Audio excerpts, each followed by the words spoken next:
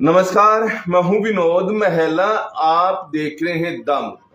कुरुक्षेत्र जिले में भारतीय जनता पार्टी को खड़ा करने में कई शख्सियत ने बड़ा काम किया, बड़ा संघर्ष किया। उन शख्सियत में से एक शख्सियत है गुरदयाल सुनेडी, जो कुरुक्षेत्र जिला परिषद के चेयरमैन भी रह चुके हैं। गुरदयाल सुनेडी आज मेरे साथ हैं। गुरदयाल जी, दम मुद्दा पर आपका स्वागत है। धन्यवाद महिला जी। मैं आपका और आपके सभी दर्शकों को नमस्कार करता हूं, प्रणाम करता हूं। गुरदयाल जी, जब भारतीय जनता पार्टी संघर्ष के दौर में थी और आप युवा अवस्था में आए थे, काफी संघर्ष उस समय भी आपने किया था, तो आपने भारतीय जनता पार्टी में कब शुरुआत की थी और कैसे शुरुआत की थी? महिला साहब, मेरी मात्र 24 साल की उम्र थी जी। 1998 में हमारी लोकसभा करनाल पड़ती थी जी। तो वहां से मेरा कैरियर राजनीति का जब शुरू हुआ तो माननीय ID स्वामी जी के पुत्र राजेंद्र स्वामी थे, उनसे मेरा मिलना हुआ। चुनाव के दौरान जैसे गांव में वोट के लिए अपील करने के लिए आते हैं, तो मेरे पास आए, मेरे घर पे बैठक में आए, तो उनसे जुड़ना हुआ। पहली बार जब 1998 का चुनाव था, मैंने उस समय उनका बूथ पर बस्ता संभाला था, क्योंकि हमारे एरिया में, गांव के क्षेत्र में, किसी भी गांव में कोई भी ठोस वर्कर भारतीय जनता पार्टी का नहीं होता था जी। बिल्कुल सही। उन्होंने जरूरत थी, मेरे अंदर एक लगन थी समाज की सेवा करने के लिए, राजनीति माने के लिए। तो मैंने 1998 से राजनीति का पहला कदम रखा। इससे पहले जो परिवार के कोई सदस्य राजनीति में था या नहीं था? नहीं, मेरा परिवार एक बहुत साधारण परिवार था। मेरे पिताजी एक किसान थे। मेरे परिवार से, मेरे से पहले भी अब तक भी कोई गांव का पंच तक भी हमने चुनाव लड़ने की पहले कभी कोशिश नहीं की थी। तो 1998 में जब भारतीय जनता पार्टी के में शामिल हुआ तो बस्ता संभाला, बूथ संभाला, तो उसके बाद निरंतर मैं करनाल लोकसभा में जुड़ना आना जाना रहता था। तो उसके बाद 2000 में माननीय ID स्वामी जी गृह राज्य मंत्री थे। तो उस समय 2001 में गांव के दौरे से, धन्यवाद दौरे जैसे कि लोकसभा के सांसद करता है, तो ID स्वामी जी का मेरे गांव में प्रोग्राम रखा गया। तो इस बात से जब किस्मत आदमी की चमकती है, तो वहां से एक संदेश आया कि गुरदयाल सैनी जी हमारे भारतीय जनता पार्टी में होते थे कैंथला से। उन्होंने ID स्वामी जी बोले कि गुरदयाल को बोलो कि कार्यक्रम रखेंगे और दोपहर का भोजन करना है। सांसद जी आ रहे हैं, प्रशासन भी आया हुआ। तो वो लोग जो थे, बीडमिन के डॉक्टर देवी दयाल जी थे और अन्य कार्यकर्ता थे, वो वहां की बजाय मेरे पास आए। भी ऊपर से स्वामी जी का आदेश हुआ और आपके यहाँ कार्यक्रम है, दोपहर का लंच और विश्राम यहाँ पे। बहुत खुशी हुई। मैंने गांव के लोग इकट्ठे किए कि एक गृह राज्य मंत्री एक छोटे से गाँव में और एक छोटे से किसान के बेटे के कार्यकर्ता के घर पे भोजन करने के लिए बहुत खुशी की बात थी। तो हमने वो कार्यक्रम रखा। तो उस समय लंच भी किया। उस समय भी माननीय ID स्वामी जी ने मेरे गांव में स्कूल के कमरे के लिए मैंने डिमांड रखी, 2 लाख रुपए ग्रांट दे के गए थे। 2 लाख की ग्रांट बहुत बड़ी ग्रांट होती थी उस समय एक सांसद के लिए। तो दोपहर का लंच हुआ। तो उस समय पर धीरे धीरे आगे बढ़ना हुआ। उसके बाद दिल्ली कोठी पे माननीय मंत्री कृष्ण बेदी जी और धर्मवीर जी मिर्जापुर, वहां कोठी भी गए हुए थे दिल्ली।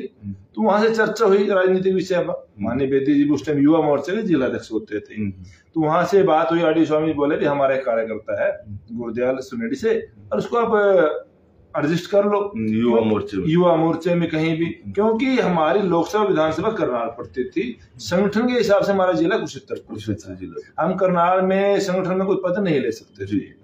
तो माननीय बेदी जी और धर्मवीर जी मिर्जापुर अगले ही दिन, जुलाई का महीना था, उस टाइम फोन होते थे, तो ये घर पे गए।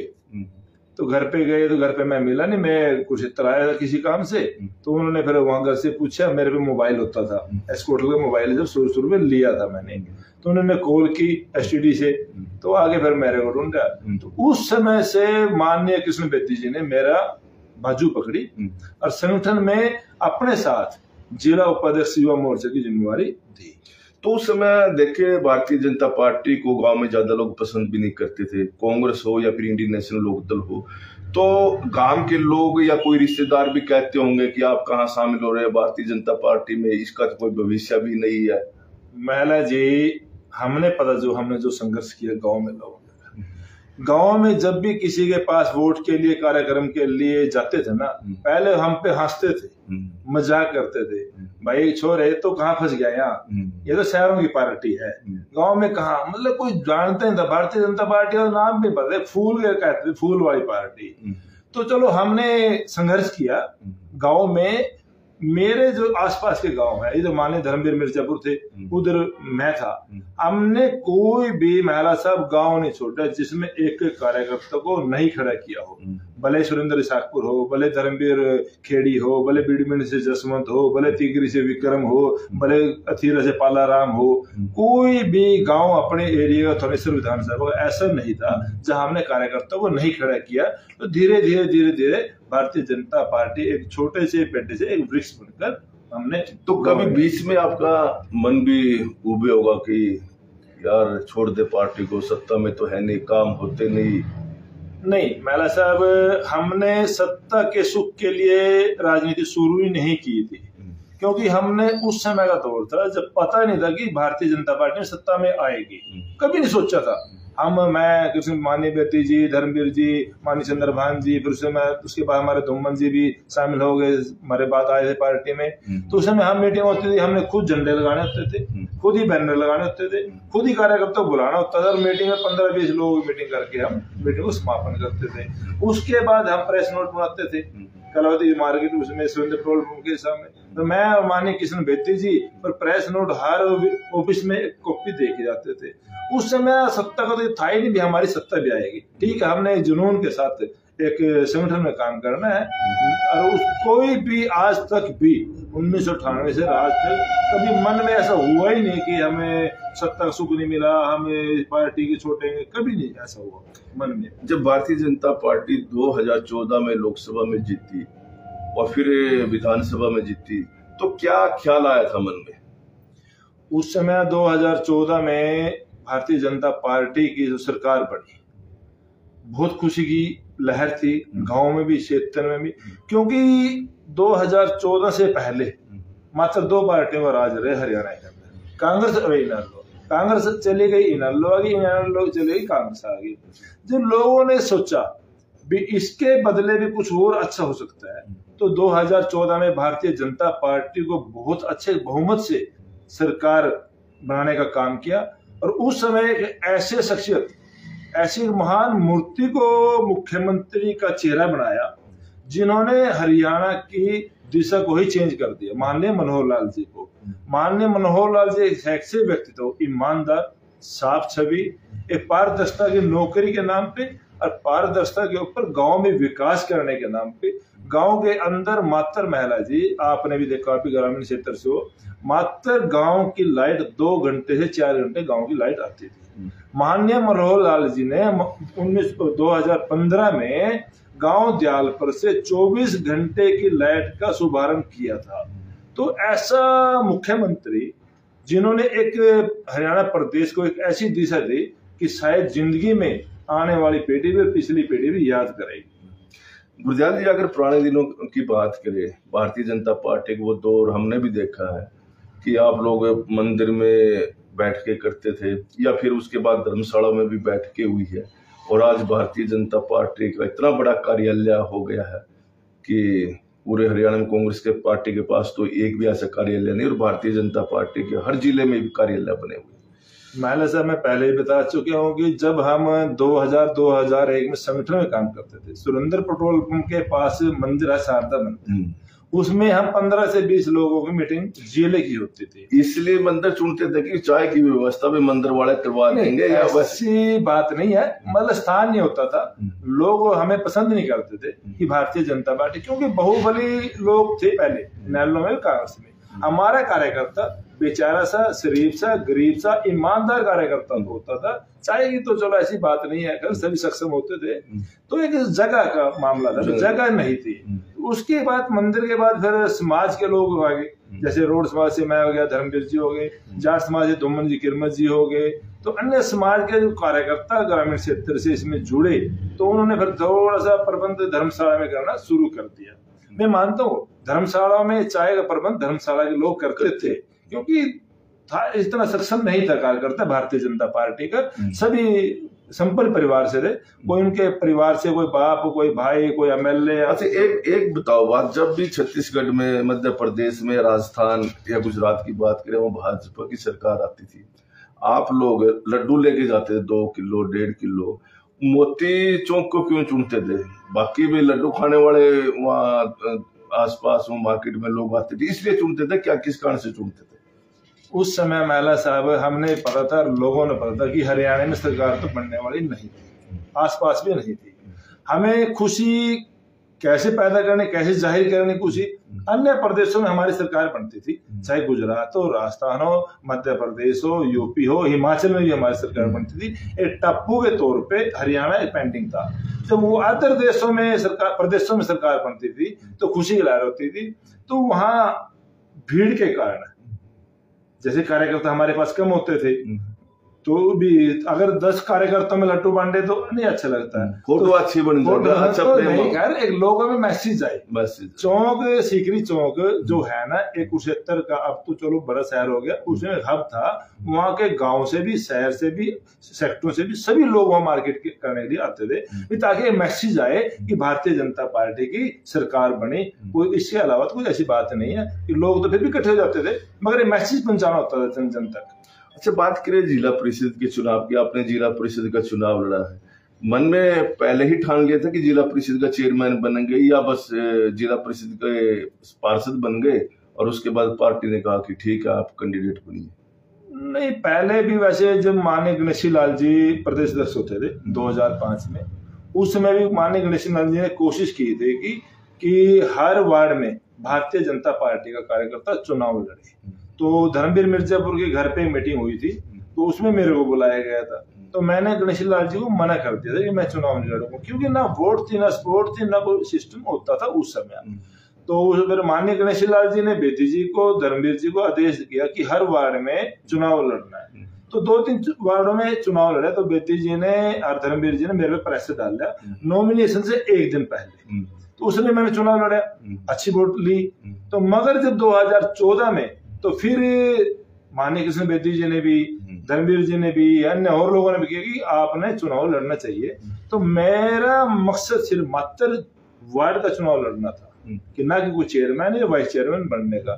जब वार्ड का मेंबर बन गया, पार्षद चुना गया, तो जो पार्टी का आदेश था, पार्टी का निर्देश के कारण ही पार्टी ने ही चेयरमैन कैंडिडेट मेरे को घोषित किया।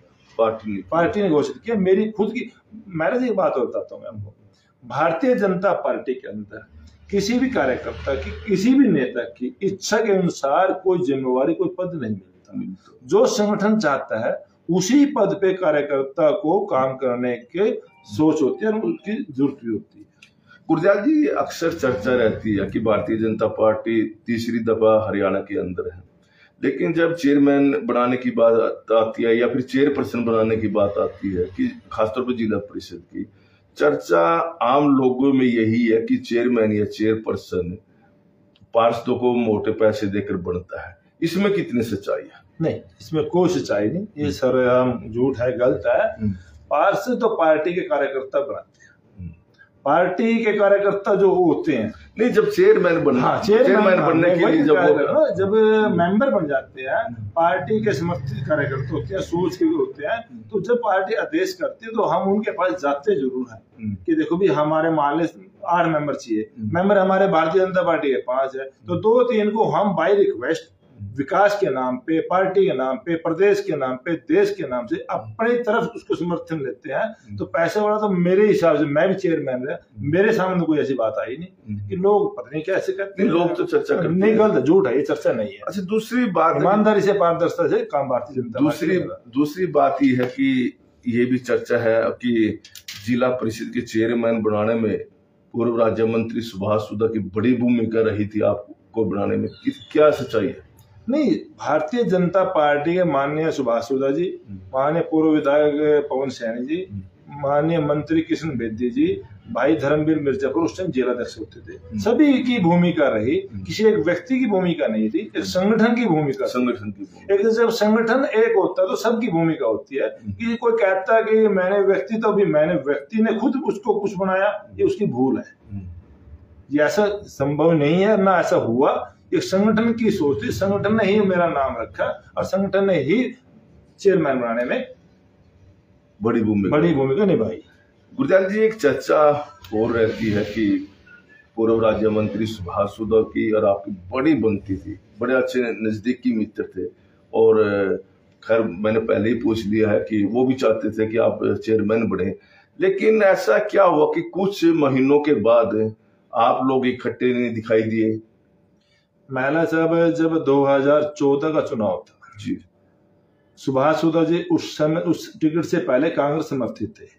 जब 2014 में भारतीय जनता पार्टी ने इनको कमल का निशान देकर थमेसर भेजा, तो सबसे पहले ये मेरे पास आए, तो मैं मात्र सिर्फ 5 मिनट के अंदर अंदर इनकी कोठी भी चले गया। क्यों चले गया? क्योंकि कमल का फूल मेरा निशान था, कमल का फूल ही मेरे व्यक्ति थे। मैं सुभाष सुधा के लिए नहीं गया, मैं कमल के फूल के लिए गया।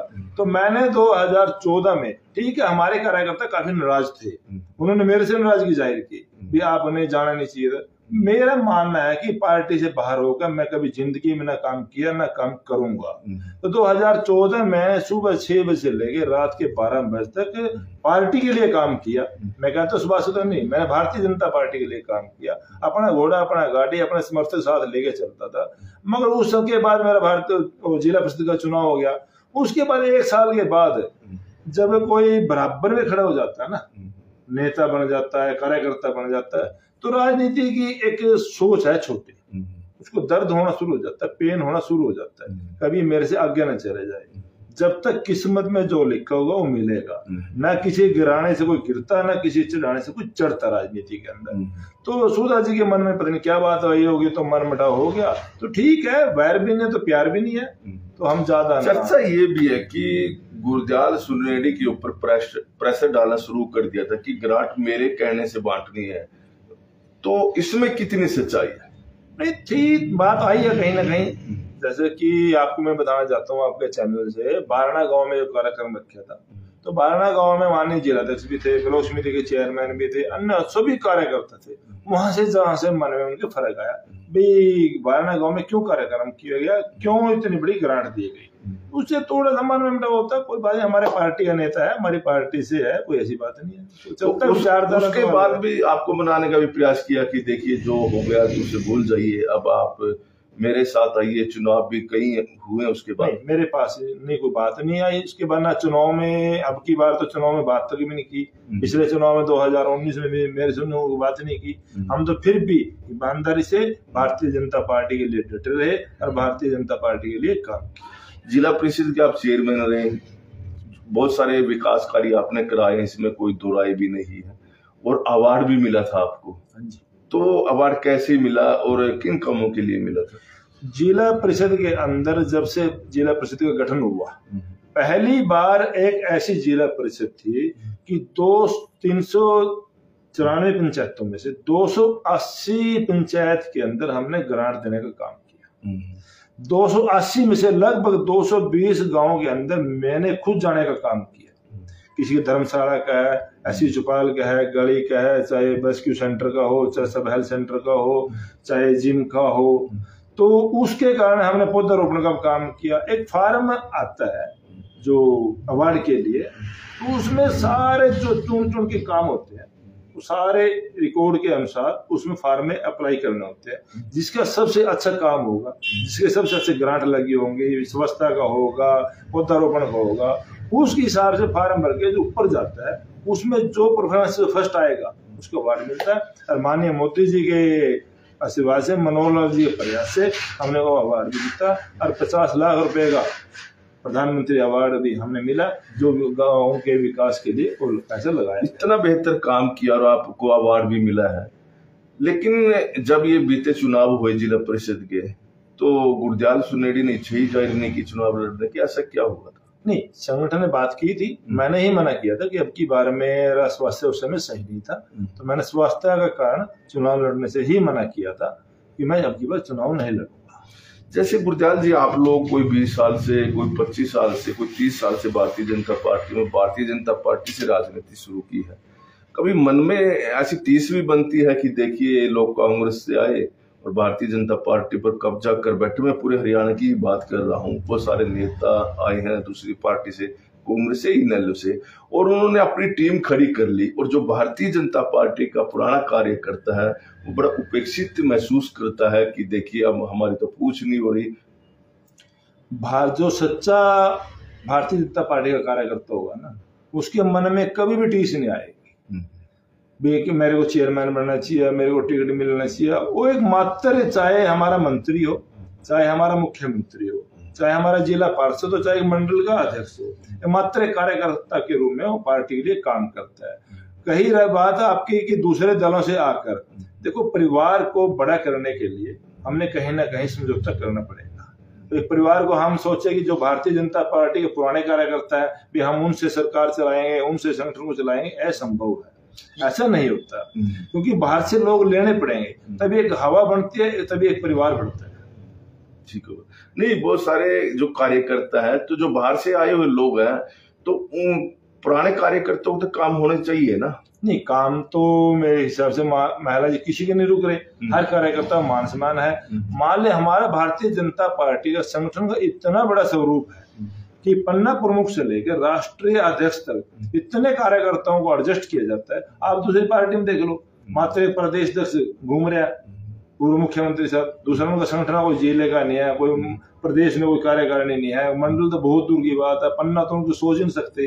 तो भारतीय जनता पार्टी के एक एक कार्यकर्ता को बड़ी ईमानदारी से, उनका मान सम्मान, उनको काम के लिए माननीय मुख्यमंत्री जी मीटिंग बुलाते रहते हैं, संत कबीर कुटिया में भी, कि भाई गांव के विकास के, जो भी गांव में विकास होता है उन कार्यकर्ताओं से पूछ के होता है, और उन कार्यकर्ताओं को मान सम्मान होता है। ऐसी बात नहीं है कि कार्यकर्ता। अच्छा, लास्ट सवाल है, सीईटी का एग्जाम हुआ, लोग बड़े उत्साहित दिखाई दे रहे हैं, खासतौर पर विद्यार्थी और आम सामान्य लोग भी बड़ी तारीफ कर रहे हैं, इसके बारे में क्या कहेंगे? महिला जी, जो एग्जाम भारतीय जनता पार्टी के शासन में हुआ, मेरी भी इतनी उम्र होगी, इतने एग्जाम हो गए, इतनी अच्छी व्यवस्था आज तक जिंदगी में न कभी हुई, आगे तो होती रहेंगी, क्योंकि भारतीय जनता पार्टी का है। क्योंकि एक एक कैंडिडेट को, एक एक एग्जाम देने वाले बेटी हो, भाई हो, बहन हो, उनको घर से लेकर सेंटर तक पहुंचाना। अगर किसी भाई की अपने पर्सनल गाड़ी में गया और जाम में फंस गए, तो वहां की पुलिस ने अपने गाड़ी में बिठाया, वो एग्जाम तक पहुंचाने का काम किया। मैं इसके लिए तो एसएससी बोर्ड के चेयरमैन भाई हिम्मत सिंह को और माननीय मुख्यमंत्री जी नायब सैनी जी को बहुत बहुत धन्यवाद और बहुत बहुत बधाई देना चाहता हूँ कि एक प्रदेश के भविष्य है, उनको एक इतना मान सम्मान देना, उनको एक इतना उत्साह से उनको पेपर दिलवाना, तो एक बहुत बड़ी पहल है, बहुत बड़ी शुरुआत की। तो जैसे माननीय मनोहर लाल जी ने मेरिट बेस पर ना पर्ची ना पर्ची के हिसाब से नौकरी दिलाने का काम किया, उससे एक कदम आगे रखकर माननीय नायब सैनी जी ने एक एग्जाम में भी बहुत एक अच्छी पारदर्शिता दिखाई, बड़ी ईमानदारी से, बड़ी साफ सुथरी व्यवस्था से। ये 2 दिन का जो सीटी का पेपर हुआ, उसमें सभी जो कार्यकर्ता थे, जो पेपर देने वाले भाई बहन थे, सभी उत्साहित, सब खुश थे। ये थे हमारे साथ जिला परिषद के पूर्व चेयरमैन गुरदयाल सुनेडी जी। गुरदयाल सुनेडी जी ने बताया कि उन्होंने बहुत छोटी आयु में पूर्व जो केंद्रीय राज्य मंत्री थे ID स्वामी, उनके सानिध्य में काम किया और उसके बाद कुरुक्षेत्र की राजनीति में खूब सक्रिय रहे और भारतीय जनता पार्टी की हर गतिविधियों में भाग लेते रहे। जहां तक बात करें जिला परिषद के चेयरमैन बनाने की, तो गुरदयाल सुनेडी ने कहा कि देखिए कुरुक्षेत्र के कई बड़े नेता थे, सब ने भूमिका निभाई, सबके मिले जुले प्रयासों से वो जिला परिषद के चेयरमैन बने हैं। और जहां तक की बात है कि पूर्व राज्य मंत्री सुभाष सुधा के साथ क्यों नहीं बनी, वो आप लोगों ने बात सुन ली होगी। जो साथी दा मुद्दा पर इंटरव्यू देख रहे हैं, अपना कमेंट जरूर जारी करें और दा मुद्दा को शेयर और फॉलो जरूर करें।